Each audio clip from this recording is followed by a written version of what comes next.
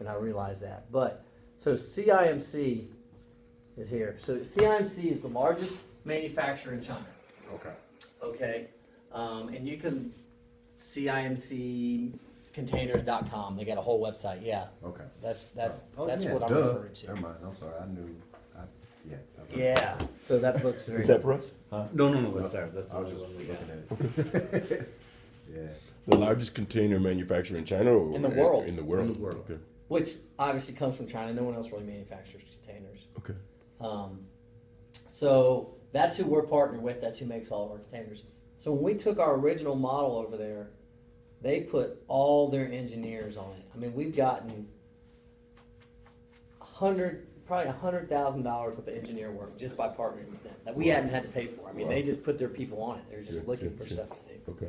So they have really taken what we originally got a year and a half ago and have made it super light, high PSI. I mean, have really put some awesome features on it. And we just were ready to sell.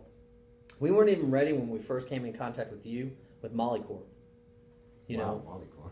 Yeah. But remember when we were talking with them?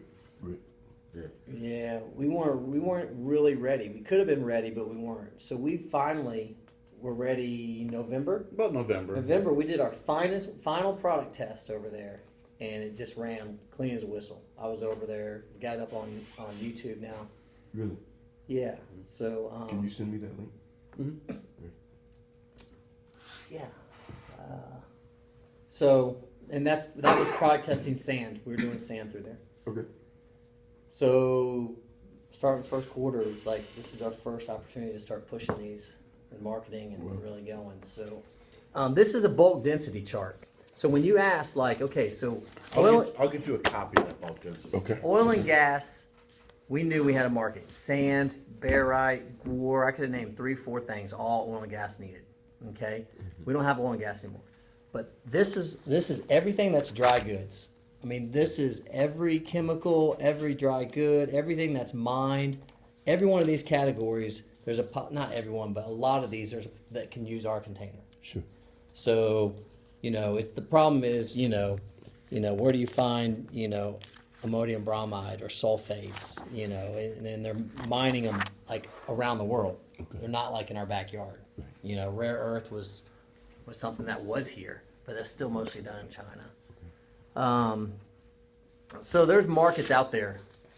Chemicals, the chemical market. If we can somehow get in contacts in India or Vietnam, and they're sending chemicals all the time to the U.S. Chemicals for dyes, chemicals for pesticides, chemicals, all kinds of stuff comes from India into like Washington. And those are all dry goods. Mm-hmm. I don't know. Yeah. Well, a lot of them are, the vast majority Dry of them are chemicals. dry chemicals. Dry chemicals. There's so much that we just can't wrap our heads around. Sometimes you think about it. Just like the other day, we're sitting down talking, and I said, "What about spices?" That's what I was thinking. We just talked about spices. Yeah, I mean, you think about it. Yeah, you get a little bottle of spice this big on your table, and you pay dearly for that. Just think if they lose a little bit of it, how much do they actually lose? But they ship it in huge containers somehow. Concrete. Yeah. So here are some common products, and this is something that we put up, but we don't know. We're not container guys. We're steel guys and business guys that took this opportunity and said, "Hey, let's see what we can make out of it." Sure. We had CIMC, like I said, they love our container. That's why they agreed to build it. That's why they agreed to give us all this engineering. Like, we have nothing like that. There's nothing like our container that's intermobile, which means modal, which can go on any rail in North America. We're certified. Ship, truck, safe container. Just pick it up and move it. So, fine chemicals, sand, fly ash, cement, silicone powder, titanium. I mean, there's stuff on there I have no idea what it is. I'm not gonna lie, man. And the fact that CIMC is the biggest container manufacturer in the world, they would know. They know the entire industry and every. And so much stuff that's being mined out there. I mean, almost anything that's mined comes like in a, if it's being mined, it usually goes to like a processing plant, it gets crushed up, and then it gets like super sacked. Right. They super sack it up and they throw it in a container. Like with Molycorp. Molycorp. Prime example. Dude, if we had hit them 3 years ago, that's huge. That was a 200 container all day long for that facility. 200 containers, and they could have run smooth. So Molycorp, they probably had 8 to 10 guys that were just sacking and driving forklifts and throwing shit in there All at day. $60,000 a year. All So they were day. spending $600,000 a year to bag stuff up. And there were years where Rick made in excess of 6 digits. That's how much overtime he was putting in. Yeah. So, this container, on a, not on a positive, but would have eliminated, 6 of those jobs. But Molycorp would have made more money, and they could have put people out into sales, or could have been manufactured. Those jobs would have been redistributed elsewhere. Sure. And they've still been in business and today. maybe still be in business. I mean, that's Right. 600,000. So that we don't even have rare earth up there. So there's To the right. Yeah, we're. Oh, okay, Right. okay. But so there's lots of things out there that we somebody just brought up to us some kind of like a like a fine coal product that we don't know if it'll work. We're going to send you this whole deal. Okay, great. But that's all right. We can.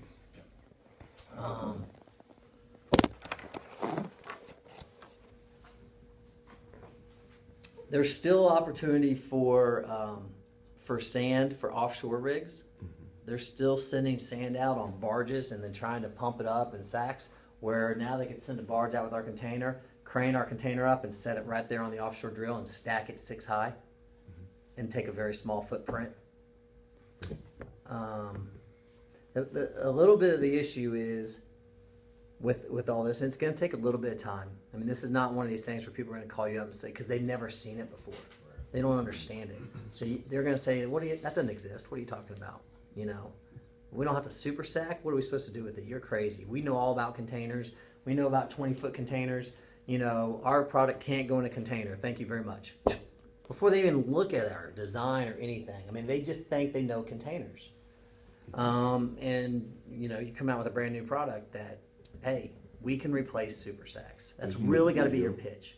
Doesn't the video portray that quite well? Yeah. Yes, it does. Yes, it does. But you know what? There's so many people that they start watching. I'm talking about just getting them to the video. This is kind of where I was going at. What you have to do, you have to educate your customer. Yeah. To Now, educate the customer. finding leads, because the hardest part's going to be finding leads. If you can find somebody who even sells super sacks, okay, they're not going to like us because we're eliminating super sacks, right? Right. But there's a lot of people that have sold super sacks that don't sell super sacks anymore. Right. There's a lot of sales managers out there that used to work for companies that sold super sacks that don't do it anymore. That know clients personally, that know. Yeah. Well, like the reason I was so starstruck by this, when he just mentioned to me, it's crazy how it happened because we didn't plan this. It just kind of fell into place. When he first showed me the video, my mind started just going, because I kind of have a logistical background. I have a military background. My dad was in the military. I've been all over the world. I've been to several ports.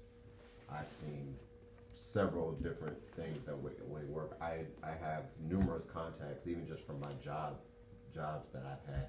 Like, I know the owner for Impact Sand and Gravel. He has sand and gravel places all over. His name is Bill Wiley, and we're really good friends. We talk a lot. He's been trying to save money since the day I met him. That was like the first thing they're he always said. everybody. That's And it's crazy. I was like, yeah, because he has sand and gravel spots out there in Boulder City. Yeah. A couple out here in Vegas. They have a huge market, and it's not just here. He has them across the U.S.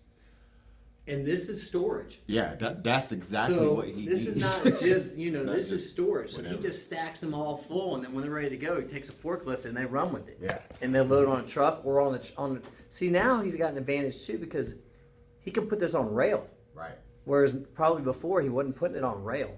He would throw Which it on takes trucks. me to So What are they doing for storage now? Usually they just keep it legal, like right there, separate with bricks on the facility, and they sell it by weight. They load it onto to the dump trucks and usually distribute it by weight, and that's how they sell it. So they have trucks coming in and out. Customers say, hey, I need X amount of this type of sand or this kind of concrete or whatever the case may be, and they sell it by weight. But if they had a place to store it where they don't have to constantly try to find somebody to stay there and find something to do. Yeah. Which that's what he's doing, literally. Then he could alleviate all that and be like, oh, okay, we got this here, and he can actually invite customers out to the site and say, well, how much you need? Because I was looking at the design, I was like, wow, 8 high. And I was like, Yeah, that's amazing. and you can stack them. You know, you can either up that way or you can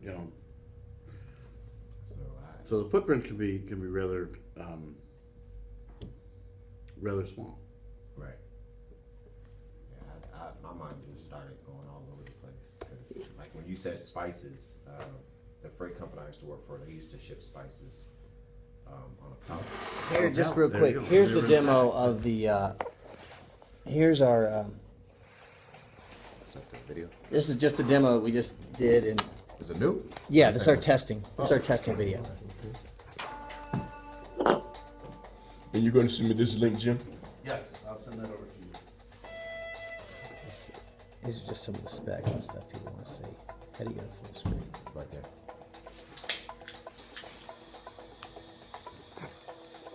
So that's showing that we're putting about 8 psi through this, and that's what we're going to blow out on this.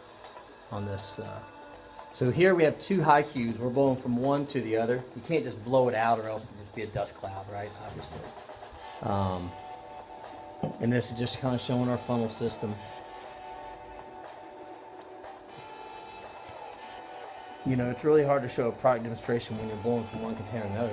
It's not like you see the product moving, but you can see the piping, how it's set up, the hoses, and that's how they unload it. You're just going to unload it with a 20-foot hose and blow it wherever you need to blow it, into a silo, into a mixing pot, you know, into other containers for them to mix chemicals. Is it really simple, as far as knowing about the container itself? Yes. Okay. It's just a container, right? Okay. Have you seen the container run? Not physically, no. Yeah, we'll take you out there in a Take you minute. out there in a minute. But so everybody's got to remember, it's still just a container. Like, so they have these pneumatic kind of tanks on back of trucks right now that are fixed. You can't pick it up and move it onto rail or ship. Right. It's just on that truck. It's the same thing. So there's truck drivers that have pneumatic blowers all over the place, and they know how to use them. It's the exact same thing, except this isn't stuck on a trailer. Okay, what are we looking at? Is it blowing? Is blowing Total into- container. Yeah. So that there's the empty. After we blew it out, it's clean, empty from our PSI. And the other one you saw that we were just looking at was how full the other container was. See, that's almost to the top. See, that's all Yeah. sand. There's the top there. Okay, and it's just blowing it out, basically. We're blowing it from one container into the other. And that's just 8 psi? That's 8 psi. Wow. Yeah. So And how long did that take? Did you say like 22 minutes? Is that? Takes about 20. no, it's about 20. It's about 20 minutes per. Yeah. Per hopper? Hopper. So Well, it's the going to first take hopper you. would take It's going the to take you longest, like and- it's going to take you like an hour Really to Okay. unload one of these trucks. Then I was misunderstood. But that's okay. I mean, an hour is not. It's not that long to unload one of those whole things. This is the video. Let me get out of here. It also depends on your bulk density of your product. You know, the heavier the product, the faster it's going to flow out. Okay. Lighter product, takes It'll blow around a little bit. Yeah, it takes a little longer. So, one of the things I was going to tell you guys is, okay, so we obviously being intermodal is huge, and the rail is huge. So a lot of people that have dry bulk are not using the rail. There's no way to use the rail right now. There hasn't been something that can go intermodally. I've got it on here. So you have the manifest rail. I don't know if you guys understand the rail. You have the manifest, you have the unit train, and then you have the intermodal yard. So manifest is the longest. That's where I've got 4 cars. I wait, I hook up with another train, then we go hook up with somebody else and hook up with somebody else all the way throughout the United States. And I've got 5, 10, 15 cars. That's the slowest way to go. The unit train means you have 75 to 100 cars, just you, and you take priority. So you give me 100 cars, I'm sending my locomotives, they pick you up, and we're gone. And anybody in our way has to pull off and wait for us. And they'll sit for a whole day while we come through that town. And they just clear the way for the unit train. But you gotta have 100 cars. I mean, very few people have that. After the unit train, the intermodal rail takes priority. That's above the manifest. So they'll move the manifest over for intermodals. And intermodal is every time you see you out there and you see the containers stacked too high. You ever seen those? You They know, come through here they're all like, the time. Yeah. Yeah. They'll have like 2 containers on top of each other going through. Okay. Okay, that's intermodal. I see. Okay. That's the intermodal rail. If you ever, the manifest is just those huge 110-ton big old cars. They're never stacked on top of each other. Okay. That's how most people send dry bulk. That's the only way you could send dry bulk until we came out with ours, which can now go on the intermodal. So you can stack too high on the intermodal with our containers. It takes priority over the manifest. So we get you, if you're going from Chicago to Houston on the manifest, it could take you 2 weeks. We'll get you there in 6 days. Wow. So we're going to save over half the time of a manifest because you're not picking anybody else up. You're going and you have priority. And when they load, if you do stop and pick up, they load, they forklift or crane you on and crane you off, crane you on and crane you off, just like a shipping vessel at the rail yard. Wow, okay. So half the time, half the money. Right. It's half the and price. time is money. No, it's half the price. If I want to go from Chicago to Houston on the manifest, it might be $1,800. If I want to go on the intermodal, it might be $800. Oh, I see. Because you have half the time on the rail and the locomotives, and I mean, it's kind of like that kind of deal. Okay. So it's half the money, and it's a fourth or fifth of the cost to go on the intermodal. So that's kind of what we offer for people in North America. The rail's huge in Australia. The rail is huge in China. The rail's about to be huge in UAE. It's just not there yet. But so that's kind of one advantage is using the rail, the intermodal rail. This is that map that he just handed to you. And you have this for us, right? This presentation. Yeah, this presentation you'll have. So No, What are we looking at here? Well, what that is, that's everything that we have that's AAR certified in North America. So we can go on any of those rails, all the way through that entire picture there. We're certified. I've got several copies in there for you. So here is our approval letter from the AAR. We are definitely the only company like this to have full access certification over all rail lines. Oh, cool. Yeah, so That's a big, huge plus right there. so that is there's no You sent that to competition me, for us. I believe. Yes, I sent you a copy of that. That was a big deal for us and a big deal for the AAR. They love it. We had people coming up to us after the meetings, giving me their cards and saying, and this is also when oil was still a play. It's like, man, we get calls all the time. How can we move this sand over the rails? Because you couldn't move it over the rail without being on these big manifests. And they have demurrage and they have rail time and they're just filling up. And so all dry bulk. And if you know anybody at those rails, that's another avenue we need to go to because they know what dry bulk they're moving over the rail. The tricky part is the rail yards have sales guys and guys that handle the manifest. And they have a separate team that handles the intermodal. The intermodal guys take business away from the manifest guys. So if these manifest guys, which own all the dry bulk right now, there's no dry bulk going over the intermodal without it coming in a container and super sacked. The manifest guys have those big giant tankers that you see that still have, The hoppers. the hoppers, the giant hopper cars. That's all dry bulk. You could take everything in there and put it on ours and be faster, more efficient, save that customer money. But then the guys who run the manifest are going to be like, you're taking all my clients. Even though it's the same railroad. So the UP doesn't care. It's money for them. They want to put more people on the intermodal.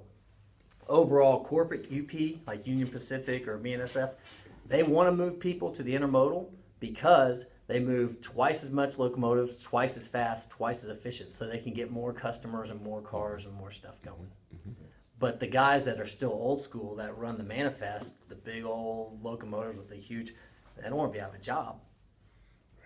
So it's an interesting. We haven't figured out how to figure this stuff out. Awfully Again, dynamic within. it's got to be like somebody that used to work for the railroad that said, "Oh yeah, I mean." I'm telling you, that's how you sometimes for Manifest. Yeah. That isn't afraid to Well, go. if they used to work for the railroad, they worked Right. Manifest because the intermodal Right. is so new. It's kind of the new age for rail. That's where it's going. I mean, look at that. Oh, look at this map. You know, if I were to show you a map of the Manifest, it'd blow your mind. It'd be just all black. Really? And this is all intermodal? That's all intermodal. So those different colors are the different, like BNSF has intermodal up north, you know, and like the UP is more like East Coast. Yeah. I mean West Coast. UP is more West Coast. East, okay. Yeah. So yeah, it's kind of I was thinking about there's a company, I believe they're an asphalt company, and he was talking about the sacks. I was just driving, they're right there on Valley View. I was just driving through there and was like, wow, y'all need some containers in your life. Like literally, they got stacks and stacks and stacks of just product just sitting up there. Yeah, and see, that's where you can store the product in these things and not worry about what happened yesterday. Right. And there's a railroad, there's a train. I used to watch that train because I was like, why did they come back here? There's like nothing back here. It's But amazing. I watched it, and the containers and the seals, the things that they have, the hoppers. Here's a better image of Here's a better image of all the rail lines, and it's not even that. Yeah, look at how conjugate. I mean, you couldn't even. That's without intermodal. Now put intermodal on top of that, and you'll see how many true rails there are. But so all this is Manifest in unit trains. Wow. And that little bit, look how wide open, that little bit is intermodal. But this is all business, man.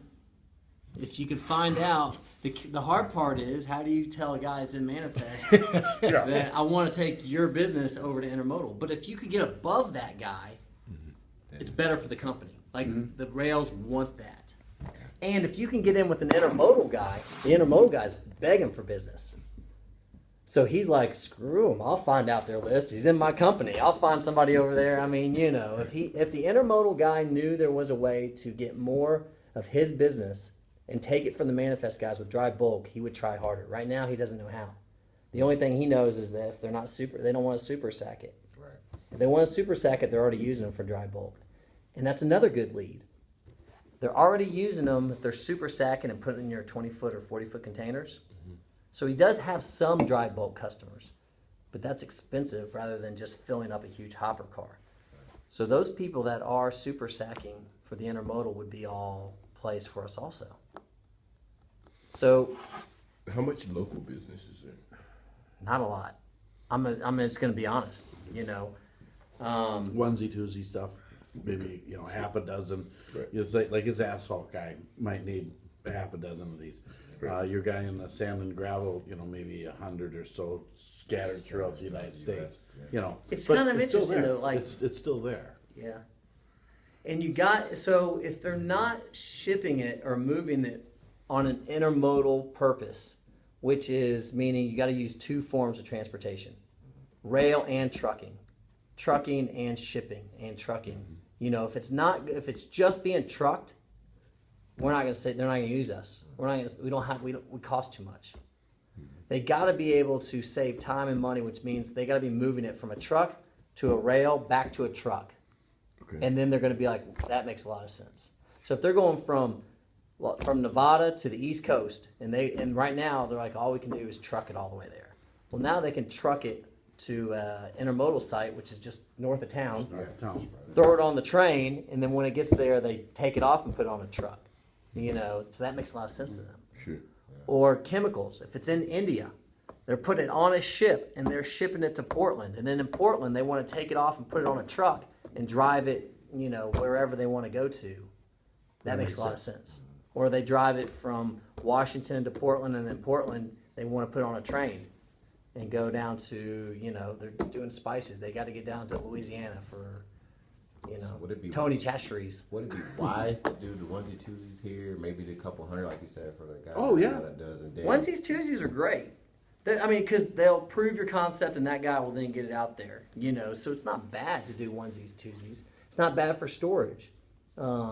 Guys that like, I mean, if they have anything that they're worried about the weather and around here, they're probably not so much worried about rain. So they might put stuff out here that's not, they don't care about the moisture. Well, actually, they beg differ on that because people get in the habit of leaving it outside here, and then when the rain hits, then they're scrambling. Yeah, and they're losing money. And it's not like it's something that happens like in the Seattle area where you're constantly, in and out with it. These people don't. I mean, and Rick even said that. He said when Mother Nature comes and slaps us around, they're scrambling and they lose 4 or 5 days of work. Boom, just like that, because they're not used to it. Yeah, So, well, there's our container. there's our container sitting on a truck. Okay. So, Picture that going. Now, you talked about shipping. You said it's approximately $3,000 per container What do you mean from Shanghai out here? to yes. Yeah, let's say, you're around there 3 to 3.5, depending on how many how many are going to be shipped at a time. So that's depends a on where they're going. You might have people here that are bringing product to America, so they're gonna, start from China, then it's going to India, and then loading it up there, and then coming here, which is part of their paying that cost anyways. I think he's talking about purchase. Let's say the company purchases 100 containers. You still got to get them here. Right. So it's 3,000, or did you say maybe perhaps 3,500? It could be 3,500 if we're going to ship 100 of them. Time of the year makes a big difference. What weather patterns are out there makes a difference. But yeah, that's a good number, 3,000. But 3,000 is a good especially number. on volume. Okay. Now the GPS, is that included, or is that No, it's not. That's additional? That's how much, additional. How much additional is the GPS? I did not get those numbers yet. I have to call Jake. He said he was going to give them to me last week, and I have not seen them yet. It's like a monthly fee, and it's nothing. It's like Like a service charge $35 or $40 a month per container. per container. But now, if you have a fleet of containers and you're moving like even 5 of them or 10 of them at the same time, like, hey, we're small, we move these 5 every month. We know they go there. You only need to GPS one of them because they're all following each other, right? So you know that all 5 are going the same place. If it goes on a rail and you got 10 of them, you're just gonna have one container GPS. So you might have 2 or 3 GPS units, and then you just slap them on as they go. That's Rick. Go to Regina.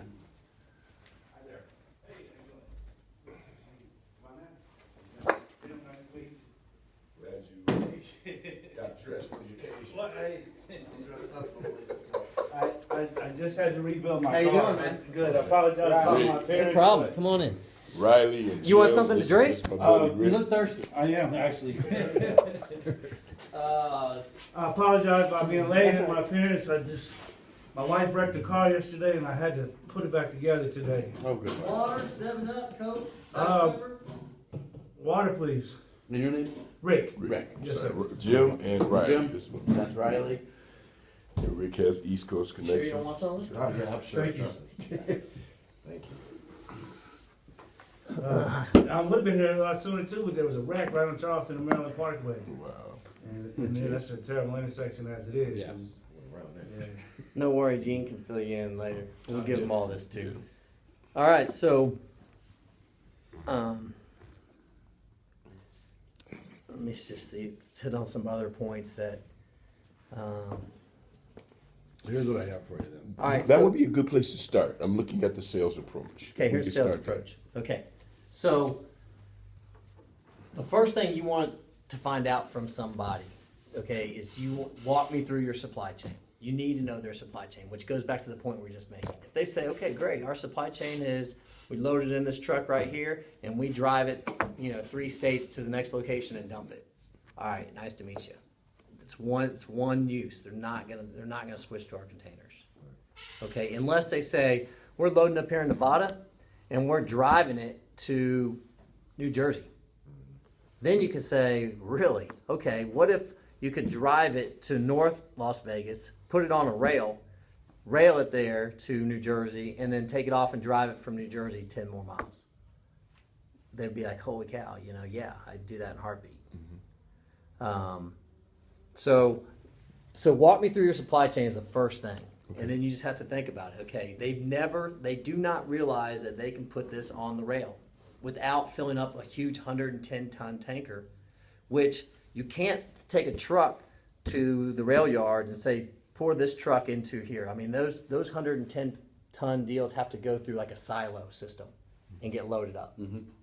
You know, otherwise you're gonna have a fleet of trucks just loading this manifest rail. Now that being said, what is the when they buy the container, is there something extra that they need to buy along with that as a loading system? No. So so the container comes with. Let's go to. Do I have a picture of the container? Here, take this right here. So I got it right here. Take this. No, I got That's all right. We'll give these back and you can give them that. All right. So at the bottom of this container here is a pneumatic blowing system, piping. So this goes on a truck that has a blower, PTO blower or pneumatic system, and they will hook up a 20-foot hose to this, and then the truck has a blower hose that pumps in, and then that's it. Undo the valves, you turn on the PSI, and it'll blow it into. So it blows it into the container from the bottom. Blows it out of the container to the bottom. The top of the container has 3 manholes, and that's what you'll load it into. But you can load it with a hose, or you can load it with a silo, which they'll do at the mining places. Okay. So while they're mining, they'll have silos. That's how they load right now. Even if they loaded a big old dump truck, it's getting loaded from the top generally. What I'm saying is you can't drive to the rail yard and load it up there. Right. So at the mine, they will load it just like they're currently loading their trucks. So it eliminates the need for a dump truck. Correct. Yeah. Yeah, it takes that out. So now what they might be doing is they're filling up dump trucks and then driving it somewhere and loading it into containers. Now they can load these containers on site. Forget the dump trucks, they're just loaded on site and they're stacked. They can stage them. They can stack 20 or 25 of them. When trucks come in, you just forklift it right onto that truck and he goes. And it's all staged out. Instead of having a line of truck drivers waiting for each one of these to fill up at a silo, You just wait until you just fill all the containers up and then you call your truck out the next day and you got a line of guys being loaded up and you're not paying truckers to sit there and wait. Yeah, it takes. And then that eliminates product loss as well, because I mean, when you dump from a dump truck into a container, You have product loss, yeah, and degradation. Yeah, exactly. And so this goes back to this goes back to your supply chain. What is your supply chain? You got to ask that question and they'll tell you and then you'll know if it fits or not. And if it can even try to fit, and they'll punch holes in your argument, but they haven't seen the product. And if they try to punch holes in it, their only hole is going to be like, well, I mean, what can they possibly say? I don't know. Rail costs too much. I mean, they might say that just throwing something out at you, because nobody wants to think they've been running their business inefficiently. Right. So they're going to say, well, yeah, we looked at rail. It costs too much. Okay, maybe it does, but they've never looked at the intermodal side. They've only looked at The manifest side. the manifest side, which is twice as expensive and takes twice as long. Okay, so now they can look at the intermodal side, and they probably don't even know what the intermodal rail is. Most people don't realize Not if it's new. it's fairly new. I mean, there's not a whole lot of lines. Look, if you want to get on the manifest out here,